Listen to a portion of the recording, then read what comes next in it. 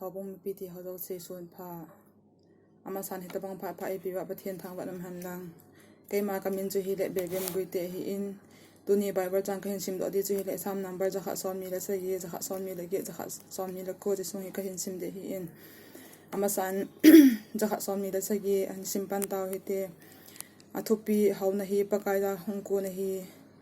in sa pakai apan lo le in sawan pan na bai asa o hin kopi nga apakai apan lo le honga pa mo se ajan ha howa hi jingpi ta na thowa jan khang ki ma lup na na jun owa tule to la na nga anane o hi pan na be a hi bowe aji chu aman along si chu anomi mo sa hi ven cha te hi pakaya kon go a hi na bu sunga ping do jong ki pa man a hi je khandon la ya chapate khing hi kar hat pa na khut thal chang aki choi tabang a hi be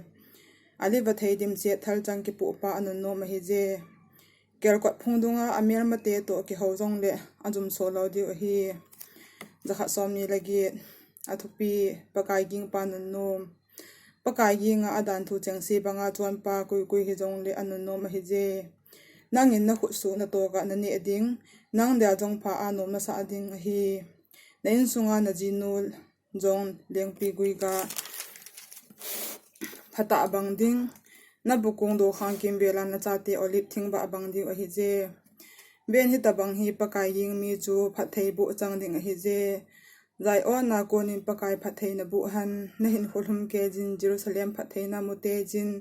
na tu son ge in jong hin mun lang israel chunga chamleng han zakha somi la ko zai on ko pi dote bungwa tun na dia tawna Israelin sei han lang ga khandon lai la pat ai borgan thai zo hitan ga khandon lai la pat he so ta ai borgi move ai la ai zo de hi helove lo kai jun katung tun chana kai jun lei hlang jal la la in ai kai jui pa kai chu adi e git lo na khaw jong zo si sa tan so tai zai on dei muwa hot bor zo si chu kijum su han kinung dar su ke han abon chan intinga hampaki epep ma hiu han